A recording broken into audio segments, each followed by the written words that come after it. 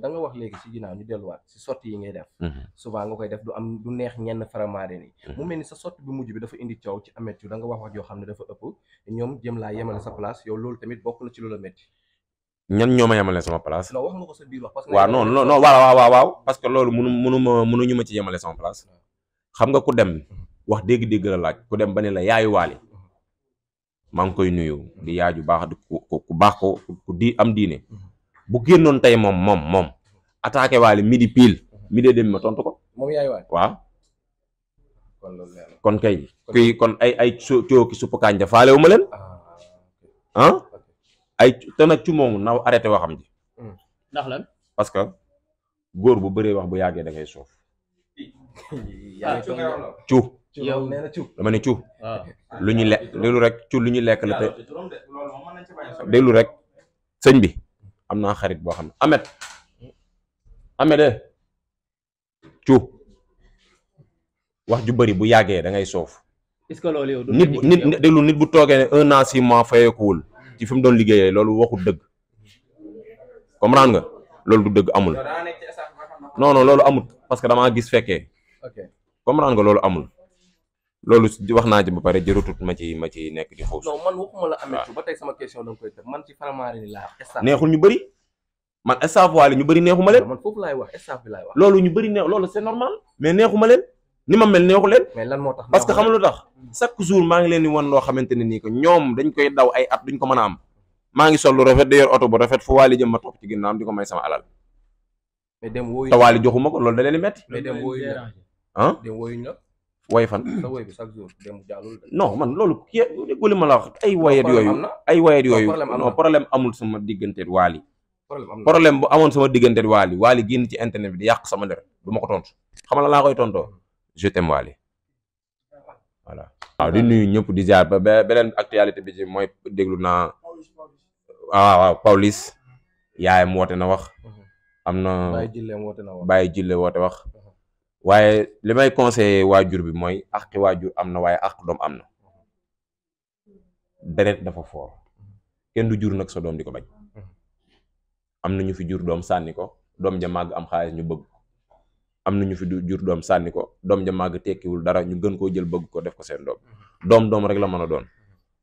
sant mën nga koo changé ci mbindum tubaab mais mënoo koo changé ci deret lu neen lu ko nit conseillé moom Pawlish Mbaye moom lu du demal ci sa baay boobu nga tarbiyewoo ko keneen ku la conseillé loolu dalee ndax ñi ngay topp noonu ñoom ñëpp ku ci nekk daa tarbiye baayam de ku ci nekk daa tarbiye baayam ku ne am na jaar-jaar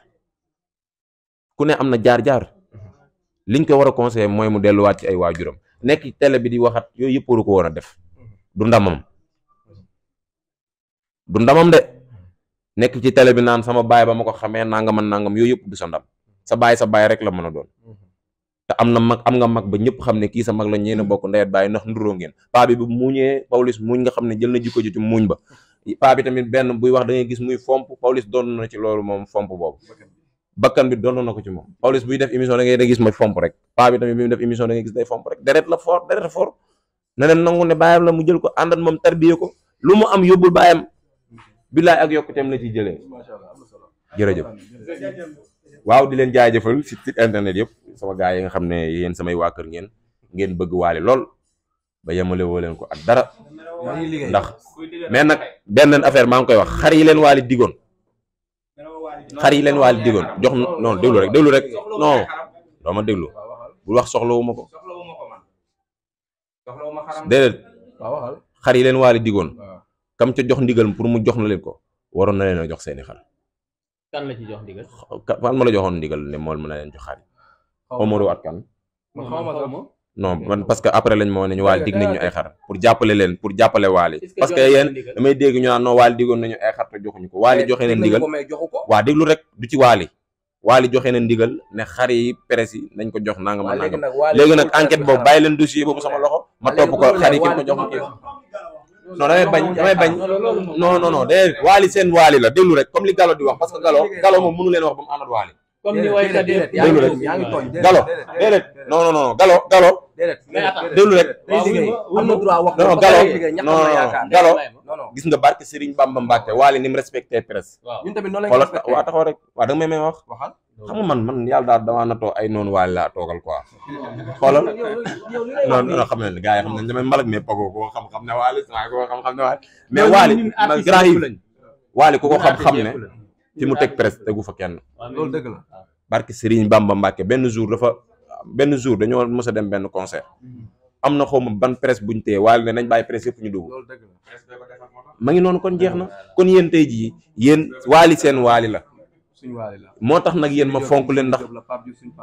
man non tudd ma beneen artiste waykat yëpp suñuy waay la comme déedéet waay nekkee suñu waay yow fii nga ñëw ne wax ma fii ne ma waali mooy bàyyi képp kuy way man ngay sosa et puis paa yi dem ci concert dama ne man ngay et puis sosa laaloo paa yi dem ci soirée jàmbur yi ñi lay seera paa yi dem ci soirée jàmbur yi naan yaay imam beet yooyu noonu nañ ko arrêté imaamu la imaamu waykat yi lii loolu ban paa la nu mu tudd paa bi ban ba Seck la sant Seck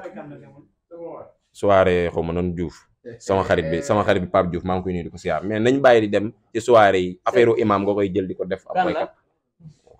may xool dossier boobu xam nga non jërë ngeen jëf yàlla na yàlla taxaw jërë ngeen